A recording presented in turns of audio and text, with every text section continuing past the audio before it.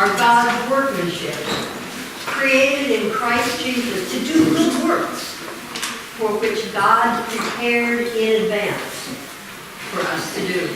Ephesians chapter 2, verse 10. Welcome to the Women's Retreat. I'm delighted to help bring us all together on today's journey to discover, to affirm, to discuss how God has gifted us and how He may intend for us to use those gifts. I'll acquaint you really briefly with your little journal, which is here in front of each of you. First full page is our schedule. Our day is broken into three parts. The first, which will begin in just a couple minutes, we will begin looking outward, recognizing gifts in other people. And then we will look inward as we discuss our own gifts and passions and have some good discussion around those. And then as we go through after lunch, we move into the closing half hour or so, we will look upward. And we will worship our Creator and thank God for not only this day, but also for how He has blessed each of us. And Rachel will help us then with worship and communion later on. We'll also, mid-morning, about 10 o'clock, so we're going to keep this moving. Have a little longer break than normal. We'll say in advance that that's solo activity. I know everybody wants to chat, and there's plenty to chat about. You have a lot of talking time at over lunch. When we go to our solo activity, which I'll explain when we get there, I just encourage you to take that time for yourself. This is the time for you to have a little bit of time for yourself. I think you'll enjoy that a lot. Okay, so let's start with our opening prayer, which is the next page under the heading Looking Outward, Recognizing Gifts in Others, and let's read it together. Dear God, we are humbled to be here together to understand your call on our lives. Bless these precious hours together. Teach us, enlighten us, and fill us with the joy of seeing your goodness all around us. All because of you, Lord. In Jesus' name we pray. Amen. We're going to start by recognizing gifts in others. Please look at the centerpieces on your table. Each of you is joined today by someone famous from the 20th century. You may know a lot about this person. You may not know very much, but that's okay. You'll learn more. I'm going to tell you a story, and my story is called Letters Through the Ages. It's about 30 minutes. And mainly I want you to listen to my story. As you do, keep your special person, your guest there, in mind. And if you look at your journal, under the prayer that we just read, it says, listening to Letters Through the Ages, what is one gift that God gave to the famous person who is nearest you? You may think of 6 or 7 gifts that you identify as I tell my story, or what else you know about that person. Jot those things down, because we'll have a little bit of discussion about this afterward. But for now, just sit back and enjoy Letters Through the Ages.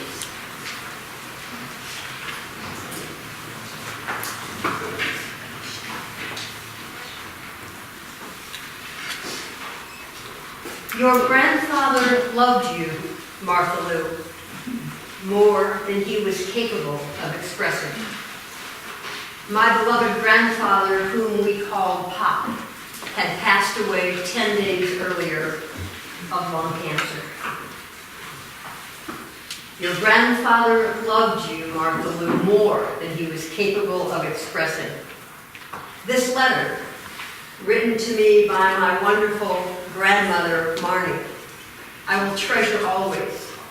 For my grandfather was not a demonstrative man, and I loved him more from sitting across a checkerboard than I did from sitting on his lap. Pop was 75 when he died, and I was 23. Letters find their ways into our hands for many purposes. A reminder, an offer, a note of thanks, a show of love during a time of grief. We open many letters each week after the mail has come, or scroll down our email inbox and sigh over the volume of correspondence that arrived overnight, while we had the audacity to try and get some sleep. Think of the impact that email has already had. How many valuable letters for future generations have disappeared with the simple tap of the delete key. Oh, we can electronically archive them or print them out, but it's not the same, is it? Penmanship still matters. And this reality makes letters from previous generations even more precious. All through the ages, letters have powerfully or tenderly, accusingly or passionately changed lives. All through the course of history, reflected devotion, provided support. Is it any wonder then that we not only enjoy letters written and sent to us, but also those written for and sent to other people? We can, in fact, lose ourselves inside collections of fascinating letters, the world's great letters, famous letters, 800 years of women's letters. We can't help but enjoy these broad glimpses of history. Or we can choose to go deep, entering into the life of someone specific through his or her letters. Someone, perhaps, like photographer Ansel Adams. Or the great Ernest Hemingway. Pick an interesting artist, author, reporter, politician, and you'll likely find a compilation of letters. Margaret Mitchell, author of the epic novel Gone with the Wind, wrote 10,000 of them in her life. Several hundred in this lively volume. Maxwell Perkins, the esteemed editor of the great publishing house Scribner's, wrote encouraging letters to F. Scott Fitzgerald, Thomas Wolfe, Hemingway, Marjorie Wolfe, and other literary greats. Playwright Eugene O'Neill expounded on his rather brusque views through his correspondence. Volumes of letters like these from one person to many other people are interesting, they're enjoyable, they're educational, they're inspiring. Letters from one person to just one other specific person offer an even more personal view. For example, consider Harry Truman's letters to his wife Bess, the love of his life. Over 1,200 remain. But while these collections are personal, they're also only one-sided, because half of the individual of the correspondence is all that survived. It's far less frequent that both sides of the correspondence have been preserved, offering us the most intimate view of two people of all.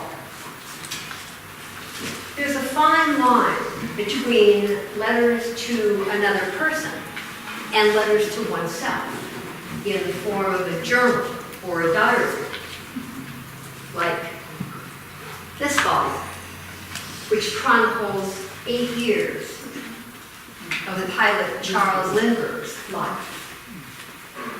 This line between letters and diaries is narrow enough that often they're compiled into the same volume, a choice that Charles' wife Anne Morrow Lindbergh made to give readers both an inside and an outside perspective on her life. Anne's literary soulmate was Antoine de Saint-Exupéry, French pilot and also an author, including of the classic The Little Prince. His life, too, can be studied through the combined lens of both his writings and his personal correspondence. Here's an interesting idea, an angle by which not only to better understand letter writers, but also to better understand history. What if we choose a specific historical time frame, open up some volumes of letters and diaries, and discover what was on the mind of those writers at that particular time in history? Who were they writing to? Why? Where were they? What if, for example, we choose mid-June to July, a 4-week period of 1942, beginning on June 11th. June 11th, 1942. Ansel Adams was aboard a train steaming toward Wyoming. He was on an assignment for the Department of Interior to photograph Yellowstone, then Glacier, Rainier, and Crater Lake. He wrote to his friend, Nancy Newhall. Even his writing was photogenic. We are roughing it through a deep canyon. Can just see the tops of the walls from the Pullman window. Green, grassy slopes, yellow cream rocks, sagebrush. Just past an acre of blue lupine with snow peaks in the distance. It's almost too much. But Ansel Adams' photo assignment would end in just 17 days, cut short by the United States' involvement in the war in the Pacific.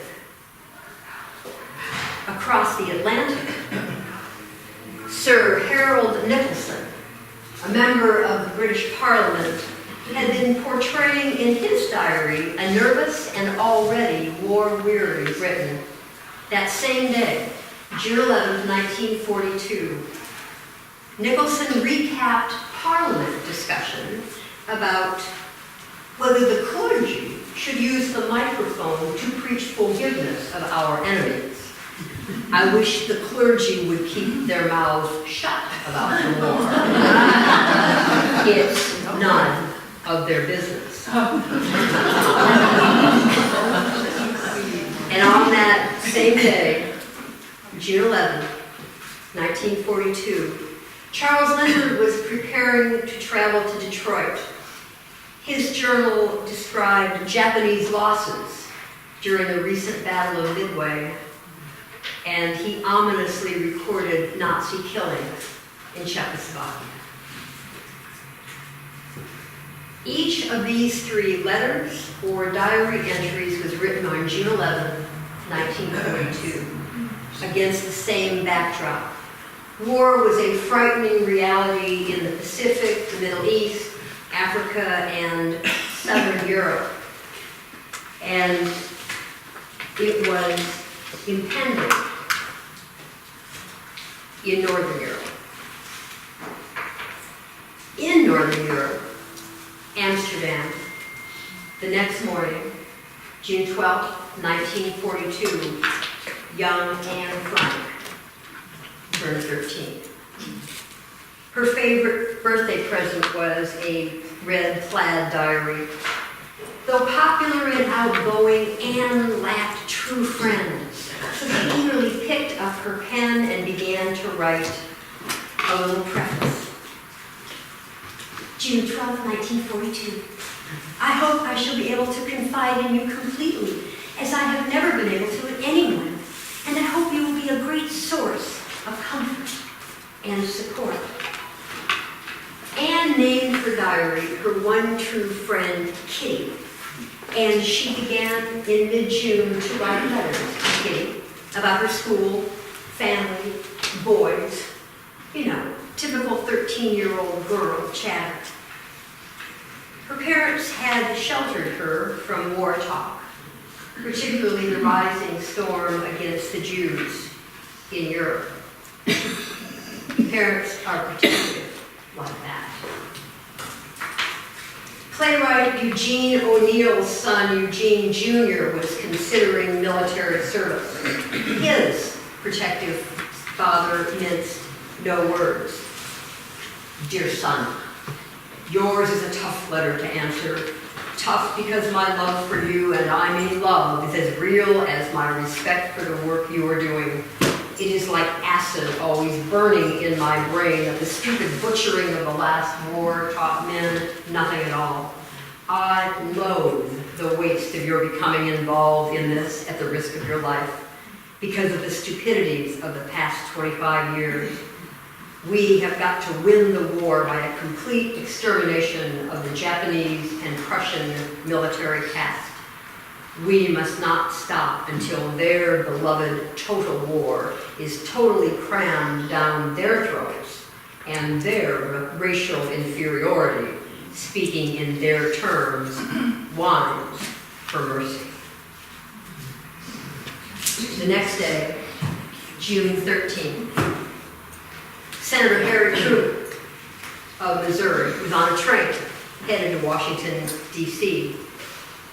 Serious discussions about the war were on his upcoming schedule, but unlike Eugene O'Neill, Harry maintained his good humor as he wrote his beloved wife, Bess. Had a funny experience a little while ago. A woman on the train said to me, I just heard in the diner that Senator Truman of Missouri is on the train. I said, is that so?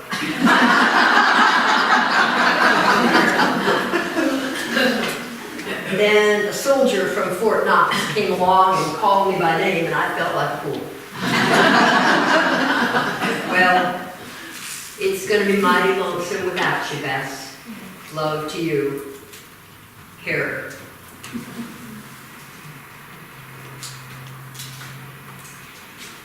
Charles Lindbergh's travel began later that same day, June 13th. Spent most of the afternoon with Anne. Drove over to Harlock's Pond to say goodbye to John. He managed to shout out, goodbye, and tell me he had already caught 3 fish. There was no time. I left him at the pond and went home for my suitcase. No bother on either boat or train, although I was recognized by several people. Went to see a poor motion picture in Boston. The streets are dimmed out and dark, just light enough to see and walk, and crowded with soldiers and sailors and their girls. Charles, en route to Detroit to test the latest war bombers for Henry Ford, had left his wife, Anne Laurel Lindbergh, and their 3 children at home. Anne was unsettled at her husband's departure, writing to him later that evening. June 13th, 1942, dear Charles. After supper, I asked myself how one could manage to combine the lovely and terrible dependence marriage gives you with the independence one must have for separation. I shouldn't be drained of my life's blood and confidence about living simply because you had gone. I know there is a spiritual independence, and that when I touch it, I can get the spiritual nearness to you. In other words, if I can stay in touch with the core of me, then I can stay in touch with you, even better than by the physical crutch of leaning on you when you are there beside me. Tonight, I could not reach the core of me, a physical ache. I wonder if one does establish certain invisible bonds when you are near people, and then sever them painfully when you leave. Spiritual nearness is something else. Probably one is never further away than in that interim period when the physical bonds are being wrenched apart and the spiritual ones are not yet recovered. Good night. Anne Frank, was soon to learn about being wrenched apart from her school, her friends, her home, her cat. 3 weeks after receiving a red-plaid diary for her 13th birthday, she and her family hurriedly went into hiding rather than have Sister Margot deported to a Nazi labor camp. Early on Monday morning, July 6, 1942, the Frank family nervously rushed from their apartment through the rain, avoiding the Nazis, headed for a secret annex behind the office in Amsterdam of her father, Otto. Anne had packed her red-plaid diary, Kitty, in her school satchel. And that same day, July 6, 1942, Charles Lindbergh, still in Detroit at the Ford plant, talked of air raid precautions, although he noted that I don't think a raid at this time is likely. I think the Germans have too much on their minds in Europe this summer to go to the added effort of organizing transoceanic air raids. The next day, Tuesday, July 7th, Harold Nicholson's diary recorded the fighting in Egypt. It should be settled one way or another within the next 48 hours. Either Rommel or we are on the eve of a big victory. And on that day, Tuesday, July 7th, 1942, Anne Frank and her family tried to get settled, hiding right in the middle of Nazi-controlled Amsterdam. The next day, July 8th, Anne had time to begin to recount her ordeal. Wednesday, July 8th, 1942, dear Kitty, years seem to have passed between Sunday and now. So much has happened. It is just as if the whole world is turned upside down. But I am still alive, Kitty, and that is the main thing, Daddy says. And so began a very different diary than Anne had imagined she'd write just 3 weeks earlier. And that same day, July 8th, 1942, where was Ernest Hemingway? In Cuba, writing to his editor, Max Perkins. Hemingway was editing Men and at War, an anthology of other writers' stories for another publisher. He told Max Perkins, the book as it stands now is going to be very good if I can get the stuff grouped properly. I only wish that you were publishing it and that we were both going to make some money out of it. I am trying to finish up my work so can get off to war. Shortly after, Max Perkins replied, and isn't it delightful to find the two halves of the correspondence in two different books? Dear Ernest, of course I greatly wish we were doing that anthology. But the truth is, I would never propose for you to have edited it, or even to write an introduction. I would have thought it wrong to try to divert you from your main work, your own writing. But when I read that introduction, I was mighty glad of it. It raised my own morale a good many points, and it would make any soldier feel good. Margaret Mitchell was bolstering soldiers' morale too, even as she was still consumed by the never-ending crush of work that resulted from the success of her book about a very different war. Margaret's letters during this time talk about her work selling war bonds and volunteering for the Red Cross.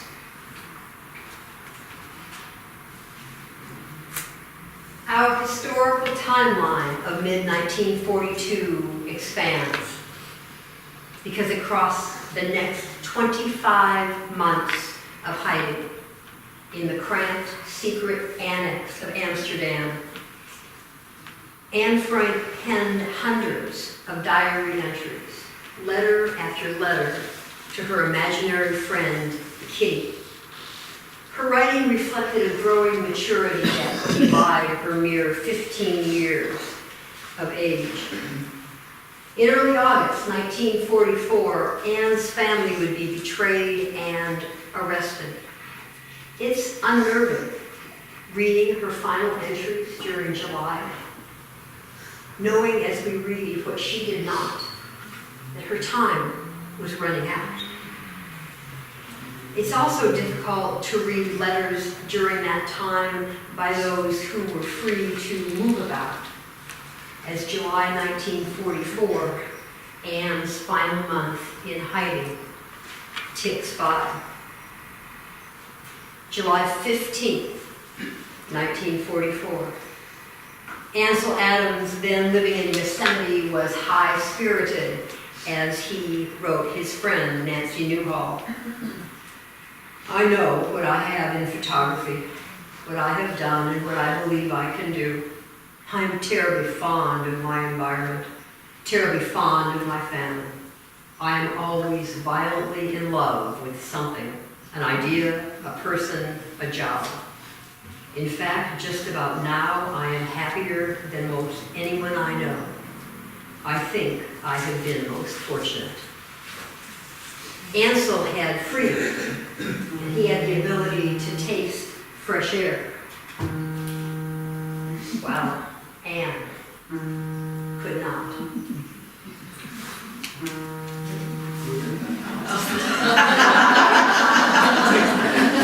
July 26th. Max Perkins shared a tremendous insight with a friend about editors.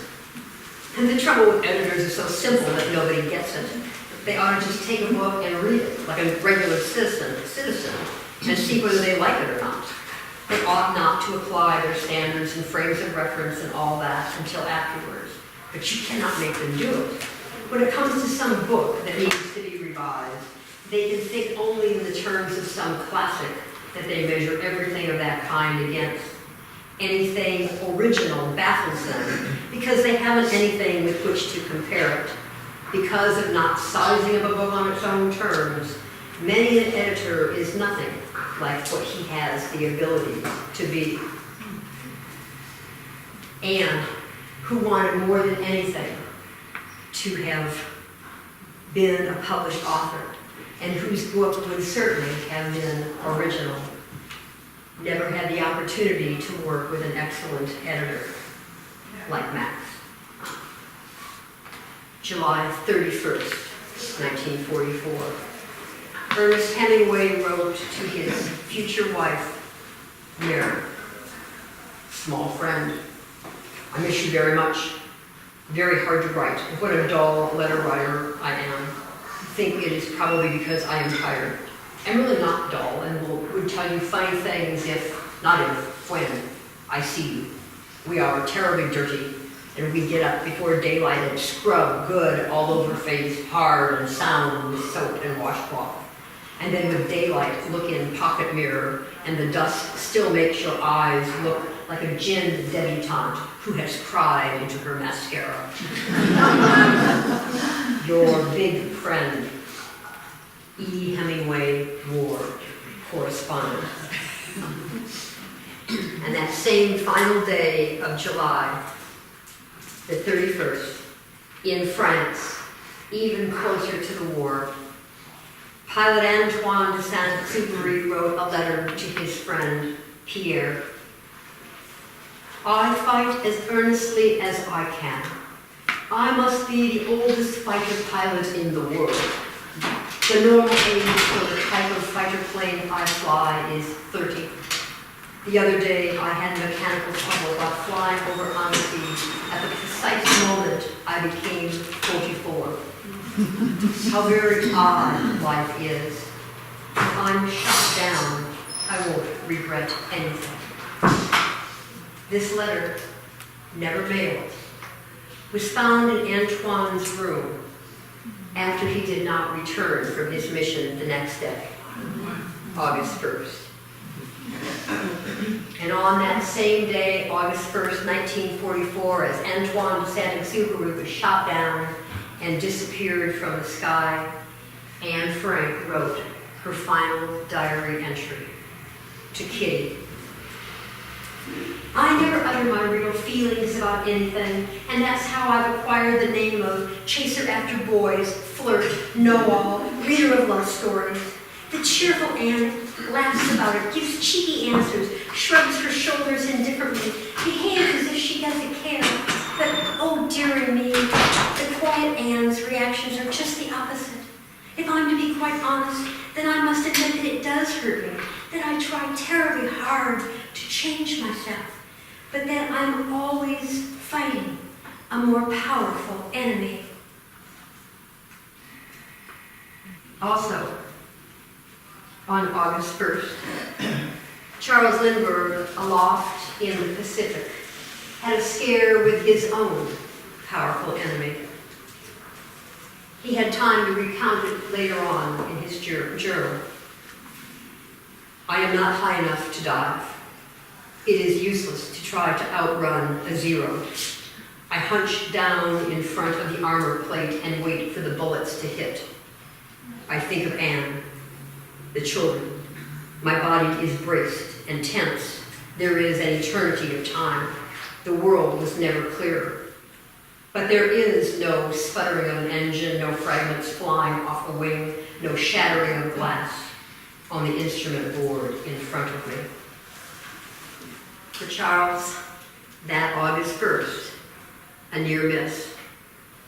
Antoine had not been as fortunate. Nor was Anne Frank. 3 days later, Friday, the 4th of August, in Amsterdam, there appeared a powerful enemy indeed. Betrayed and arrested mid-morning by the Gestapo and taken away, Anne would never write again. And on that day, Friday, August 4th, 1944, as a bewildered Anne tried to remain hopeful, Harry began a letter to Bess. How do you like my fancy stationery? No letterhead. Just looked the place over for some Senate sheets, and there were none.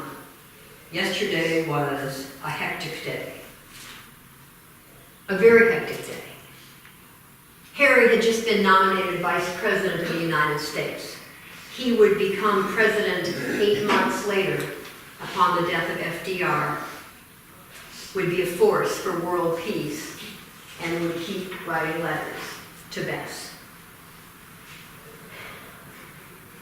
We get to know people by reading their letters, don't we? We become emotionally attached. We want things to go well. And while we know intuitively that none of these people are still living, the very nature of letters suspends their lives in time. But we have, of course, lost each of these letter writers to time. Perhaps from cancer, like my grandfather at 75, or Charles at 72, or at the end of many good years, Ansel at 82, Harry, 88,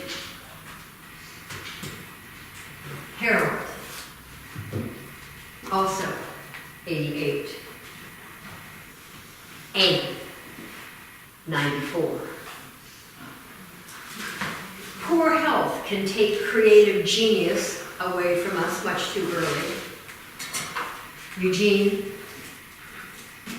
at 65. Max, at 63.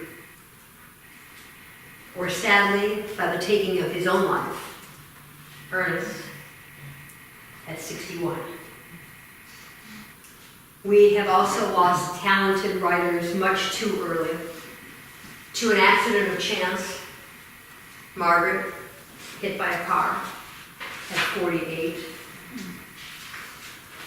Casualty of war, Antoine, shot down at 44. and then losing to the war's brutality a 15-year-old girl in circumstances we'd rather not imagine. But letters live on, eclipsing mere memories and inspiration to forge lasting memories. Anne wanted to go on living even after her death. And she did. Indeed, the works of all of these gifted people have gone on. They have lived on. My grandfather's influence lives on too, as does my grandmother's. She was terribly lonely back in 1977, just 10 days after losing her beloved Wally. I'm surprised she could write to me at all. This poignant line crawls up the side of her page. Say a prayer for my stumbling heart. Sometimes with all the words in all of the letters that we have read, all that's needed to be said can be said in just 7 words. Say a prayer for my stumbling heart. The power of a letter, indeed.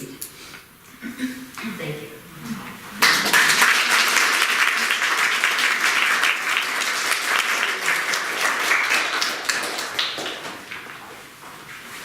Thank you very much.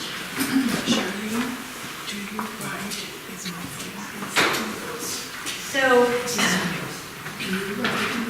we were introduced to a lot of very creative and God-gifted people. Let's take a quick spin around the room and compile a verbal list of the gifts that you might have noticed. You might, as somebody else mentions a gift, you might want to jot that down too. After a while, we'll be talking about our own gifts. So this is all kind of thought starter to keep us thinking about how we've been gifted ourselves. So I'll just go through these names rapidly, and we'll go out. The names are this kind of alphabetically by first name. So we'll start with Anne Frank, and you're in the Anne Frank team, right? Okay. So what were some of Anne's gifts? What were Anne's gifts? Okay, maybe writing. And just speak out loud. Optimism. Optimism. Hope. Youth. I'm sorry? Her age, her youth. Her youth. Her innocence in a way. That's the word I'm thinking. Yeah. Anything else? How about the recording of Her ability to record really difficult situations. She was a great storyteller, both fun stories and then also, like you said, the difficult ones. What else? I noted courage in my list. How can you imagine 24 months of being in hiding? This is her story, of course, was not unique. In her book, she was optimistic. Optimistic, yeah. And optimism. Yeah, Rob. She valued her writing. She didn't have a friend, so her writing. Her writing became her friend. That's right. That's right. Creativity. Creativity. Good. Humor. Yep. Maturity beyond her years. Yep. Okay, let's move over to Anne Moore Lindbergh. How about Anne? What gifts did she have? Spiritual quality. Spiritual quality. Since I know it's sometimes kind of hard, I'm just trying to repeat things. And by the way, my hearing is not the best either. So if anybody can't hear, just say louder. Okay. Yes. Wisdom. Wisdom. The ability to look within herself and see things that maybe others didn't see. Look within herself. That's good. Yeah. A strength to have both independence and dependence. Isn't that interesting? That passage, I love that passage, Rachel. Independence, how do you be independent and yet you have dependence within your marriage? Yeah. Excellent. Yeah. How about Ansel? Ansel Adams. Ansel's back. Oh, Ansel's there, our photographer. What about Ansel? Obviously he was a good photographer. Yeah. A gift to see the beauty and to be able to capture that. Be able to capture the beauty. I noticed one of the quotes on his table, his quotes are all, of course, theme to the person. He said, you don't take a picture, you don't take a picture, you make it. You take a photograph, you make it. So, what else? Anything else? But And he cared for the world. yes, yes, Observant. yes, observant, yeah. Okay, Antoine, he's back over here. Obviously, he could fight. He was a fighter pilot. He had to have good fighting skills. What else? Adventurous. Adventurous. How many read The Little Prince? That's the other thing. All right, put it on your list if you haven't. It's just great. But that shows his adventure and his Bravery. I'm sorry? Bravery. Yes, bravery. Okay, Charles Lindbergh. Don't say arrogant. I mean, he was. Fortitude. Pardon? Fortitude. Perfect. Adventurous. Yep. Talent. Dedication to purpose. What he Dedication. saw as his purpose. And he was a great mechanic. Of course, he was a mechanic. And Anne, his wife, was his navigator. She's also a pilot. So she had some of those things. He taught her a lot of those same skills that a lot of us don't have. Okay, Ernest. Yeah. Words. Word. Yep. I'm sorry? Tenderness. Tenderness. Top tenderness. Yeah. Stubbornness. Ego. Ego. Yeah, what else? He had a raw humor, too, I think. And Margaret, of course, Margaret Mitchell just played this kind of small role in the story, but from what you know about Margaret Mitchell, what do you think of her skills, her gifts? Luck. Yeah. Luck. And good on. And yeah, good on, but that's And she cared about the people and she worked to try to take care of blacks and do things for people. Yes. And she wanted them to get equal treatment in the movie and other areas. She was very much a Yes. early humanitarian. Yeah. As she lived longer, it's hard to say how much she would have been able to do. Oh, yeah. That's right. And history kind of shows her writing skills were not of the par that a Hemingway or an Anne or Lindbergh. She was a great storyteller, Yes. but her writing skills were maybe not as strong of a gift as her gift of storytelling. She was a tremendous historian.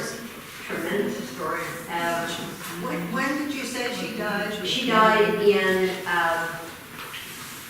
48. She didn't get to be around very long. She was pretty bored. No, she was 48. Yeah, I think she died at 49. In 1949, yeah, they right in that area, 48, 49. And Herrick, how about Herrick? Humor. Did that, Oh, I think he was just really caring about people. Very humble. humble, devoted to his wife. Humor. Humorous, yes.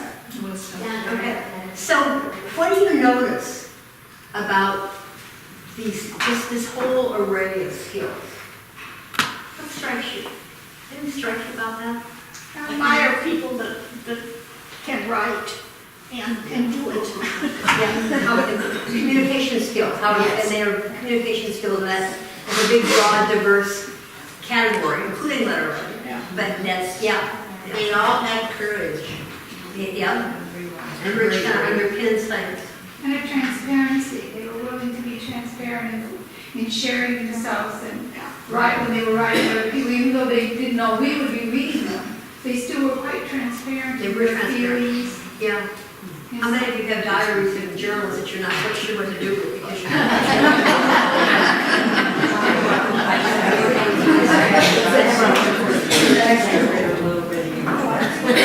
So as we've seen,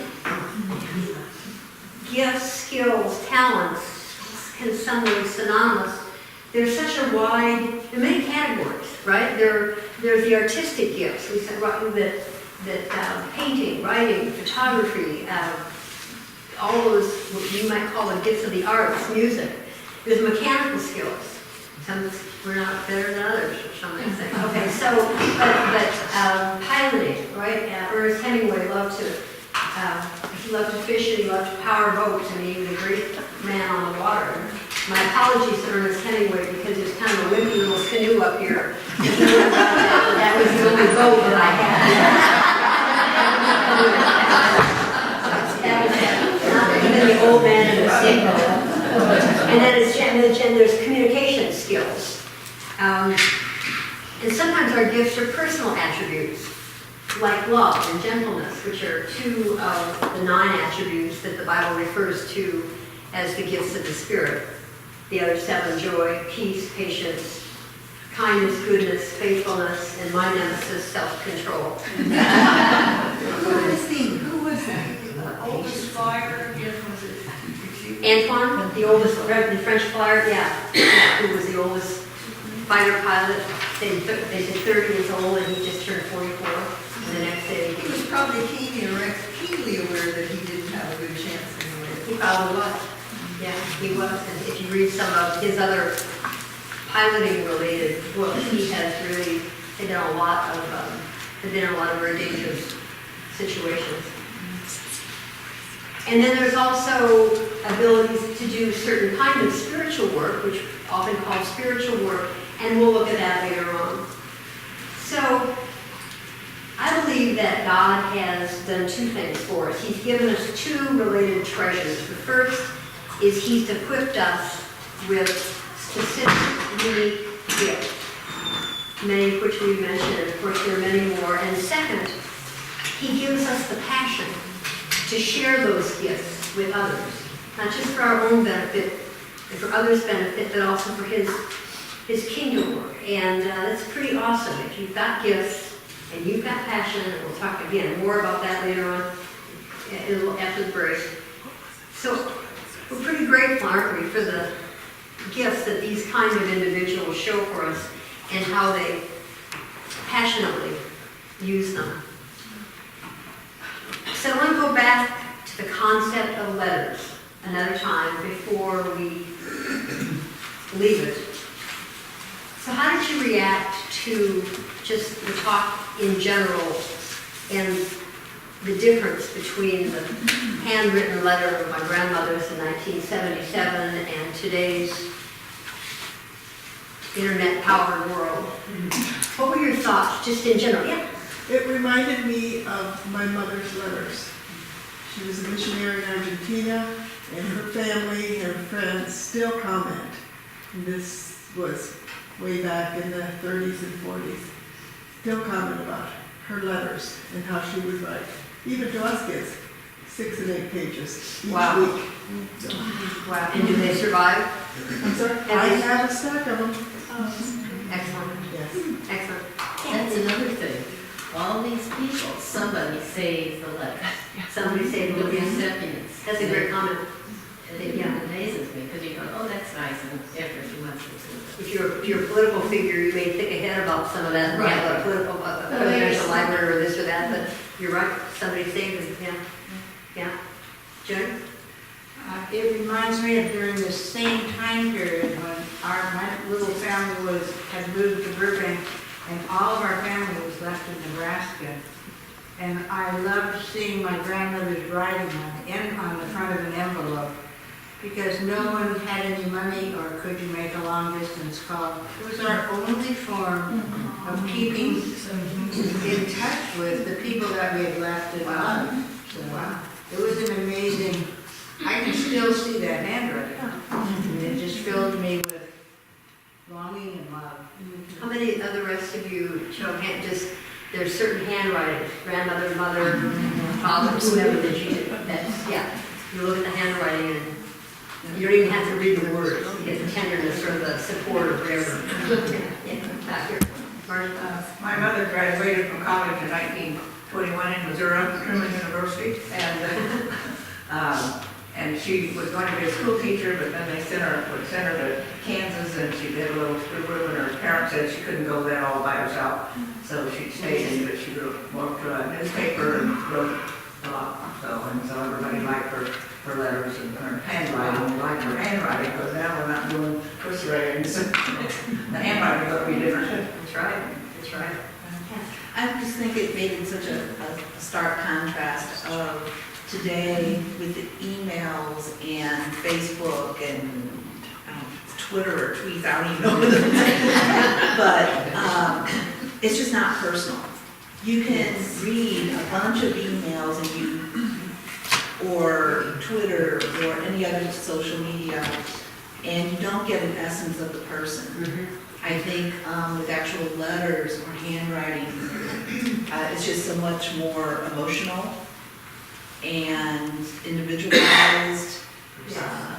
And people have styles, they may have a little dash, or they use dots, or they write things in the margins, but you get to know the person's personality by the stylistic things. So who had, somebody else, Renee? It's what Cindy was saying, is that it's just, you know, when you were going through that, Martha, it was just going back and thinking about when we were younger, how the people that wrote us those little notes, you know, the aunties and grandmas and grandpas, and even in our cards, when you were birthday cards, how much thought went into that, you know, about sharing their thoughts and love with us, you know, that's on that, printed on those pieces of paper. Yeah. How much of it do you think has to do with having more time? Or is that just an excuse? Last year, they wrote a play, Lady Mason, who was a producer out of New York, and graduated from Westlake High School. Anyway, she wrote a play about my husband's and my letters to each other. 3 years ago, my son was cleaning out the garage and found a suitcase full of our letters that we wrote to each other in '54, which was the year we met. And there were 4 years of letters, and I had no idea they were saved, and it was like a miracle that appeared. And then 2 years later, Lady came to our caring group, which we were all widows and widowers. And she interviewed me for about 5 hours each day for about 5 days, and different times throughout about 6 months. And I told her about the letter. It took me a while to tell her about the letters, but then she got to read a few of them. And that's the part she used in the play. And she put them up on a clothesline, and it was up for the whole thing, but we didn't exactly know what it was, you know, right away. And as the play progressed, I was the last one with my husband on there. Of course, he was passed away. But anyway, all of these letters went back and forth, and she had hired an actress and an actor to portray us, and it was during the 50s, so they were all with petticoats with me and all of that. But anyway, it was really very moving because it was about love and loss. And she also hired musicians to play the music from that day, and our song was Hold My Hand by Don Cornell, only they actually had a musician, 2 ladies singing and beautiful voices, and as Roger walked off one way and I walked off the other, they were playing Hold My Hand, and it was really a tearjerker. But it was, You didn't know this in advance? I knew she was going to write a play, but I didn't know what part, because she had interviewed so many things I didn't know what was going to be in it, and she didn't tell us. So it was very moving. I saw it 3 times, and they. It was at CLU, and the city of Thousand Oaks actually gave a $5,000 grant for it, and also CLU granted it, and it was in their regular program last year in September. And I'm hoping it'll come again. If it does, I'll let you know. But it was like a highlight of my life. It was just unreal. That's great. That's wonderful. Yeah, it was for letters. There were some more, yeah. I have letters, excuse me, written by my great-grandmother to my grandfather. My grandfather was sent by her to America when he was 13. He was alone. Wow. She had saved enough money to buy him a gold watch, which she stitched into his trousers pocket and told him not to take out until he had reached this country and the people who were going to greet him.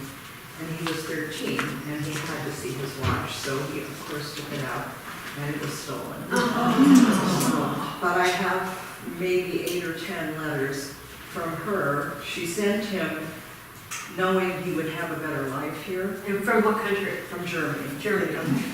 They were written in German, but in the old script, which is no longer taught and is very difficult to read. So I fortunately found someone who could read the old script and put it into regular German, which I can read. And they're very, very touching. There are prayers in them for his safety, a description of her waving a white handkerchief as his ship left, and Something that disturbed her was she thought he'd forgotten his comb. He should have forgotten his watch. Wow. Yeah. I was just thinking of, there is maybe a balance between technology today and the way we communicate and letters of old, because I never thought I'd be a person who would text message people. And yet when I got my phone, I found that that actually was the best way to communicate with my daughters, because they both are working women and have busy lives. And so I could just send a short message. If you take a break today, give me a call about this. And my oldest is in France right now for a big birthday celebration. And every single day she sent me a little text, oh, we're in Giverny, here's one of the flowers. And I was thinking that also, I do that when I travel. I have a family email chain that I just send out daily because my parents can't travel anymore, so they know what's going on. So I think that yes, handwritten letters are very important, but I think that technology plays a role. You're so In right. keeping us. You're so right. My kids have a thread that and we're on it and Chris and I are on it, and I think about how much I know about them, just like funny jokes and nothing, profound. But my parents, all four of us, my brothers and sisters and I, went off in the world, and they didn't know anything about what we were doing every day, or funny little jokes, or things that we noticed about the world. And it's such a gift. So technology really does have, blessings within It it. can be instant. It's right. You're finding instantly that this has happened, instead of, oh, I gotta wait 7 days for a letter to happen. That's right. Even though they're wonderful and it's great to have those letters, but you're finding out. It's a plus and a minus. That's right. Excellent. And yeah, Shirley. I think I have these two journals, but I was blessed from a great aunt that gave them to me. She was a writer in San Francisco, Jacqueline Square. She had a bookstore, and I inherited them, and there are two ledgers that were written in the early 1800s, and so they're very old, beautiful handwriting, and it's a relationship to me going back. And every day, it's a journal, every day gives the direction of the wind, the temperature. She lives in Indiana. She saw Ulysses S. Grant go through town, and she even shook hands with him because they lived near a railroad track. And Brigham Young came on his way to Utah, went through town, and every single day says what she did. All her cooking, the price of food, clothes, everything. And they had a farm, and they raised, it was also a nursery. But the history that is in those two journals about life in Indiana in the early 1800s is a treasure, and I have them archivally secured. And she's the one that gave me the original signed copy of Gone with the Wind. And I tried to wrestle her away from you. well, I just recently did the safety deposit box.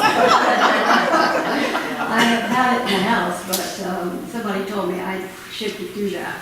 But anyway, going back, I took this to our sons, our two grandsons' school. They couldn't believe the price of a dozen eggs. And and clothes, a pair of shoes, 50 cents. And just how they did things in those days, they had no concept. The history that is in those two ledgers that were handwritten in beautiful handwriting. She was self-educated, a reader, And I treasure those, and they will be passed down in the family. But they're not letters, but they're even, I think, the next step up, their history. And diaries. That's wonderful, that's wonderful. So my second husband, Bill Price, wrote letters to his mother before 1940s when he was overseas. And so I took them and one year put them all together and made copies and gave it to his 5 children at Christmas time. Talked about, what movies, what overseas, what books they were reading and what all they did. And so it's just a history lesson. Interesting, that's wonderful. Yes. I have a big box full of my mom's letters, and like with Joni, we wrote like every week back and forth. That was the only way of communication, was to Germany. And I have it sitting up on a shelf, and I have not had the guts to go through them because I knew it was going to be really sad when I think that happened.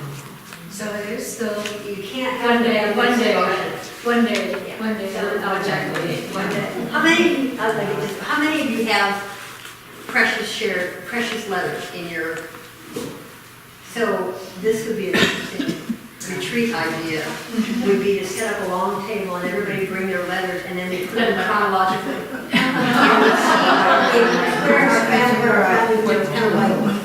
Expanded version. Yes, yes. My great-grandfather went to Cuba in the Spanish-American War, and he was a bugler, and we talk about having to have time, to do this time work. Well, he did, because his main call was morning, and nighttime pack, but he also had to play every time there was a death. And so he wrote about his day, and he wrote about each of the people that he had here, till the bugle for the died. And he tried to send information back to the families at that time. So it's really, He really did. I mean, that's a really excellent example, one of many, but that's a really excellent example of using his gifts to help others. He was able to bring a little of that person's and he had experience beautiful back to writing, their like loved you ones. say. Gorgeous. Wow. Beautiful. Stan? This is bringing up a hidden regret within me. My parents were both letter writers. My father was a prisoner of war in Germany when he had escaped from the camp and returned to American life. He was 87 pounds with frostbitten hands and feet. My parents, there was the great control that Midwestern parents had, and there was a box of letters between the two of them, quite a large one in fact. They were very organized, and they kept those. And on the box was printed, upon our death, burn these letters. There were 5 girls in my family, and the oldest always got to be the one that made the decisions. She was the one that said, do what they said. The 3 younger ones of us that were still alive said, we really want to see those letters. And now my heart is just aching, thinking, because at one point my father was pronounced dead. I have a clipping of the pronunciation of my father's death in a little newspaper. So the passion that must have been in those, it's just really tugging at me right now. Yeah, I'm sure. And on the other hand, it was their wish. Yeah. And they had to have their reasons. So you honor your parents. Why you satisfied your So, yeah, Nancy. There was a book called Letters in Vietnam.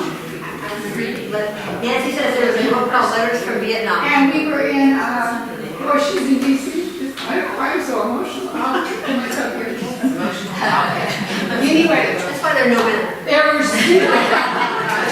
There were students on a trip to Washington, D.C., and we were at the Vietnam Wall, and they had all read the letters, and their purpose was to find the person's name, who was their favorite person, because they were letters that the young men had written home, and they had compiled it. So the students had read the book, and now when they were in Washington DC, they were trying to locate the name of their person. Wow. And Fred and I were there, and watching them, and they were so excited, and then when they got to the name, watching them do what I'm doing, fall apart. Wow. Really powerful. That's emotional. Well, on these happy notes. Wait, where are the tissues on? To the top of the page that says the gift of a letter. We're going to take our extended break, 10 to 10:45, and I'll have you through my thoughts about this. Thinking about letters from ages, what you just heard in our discussion. Who would benefit from a really nice card or letter from me? Think about this.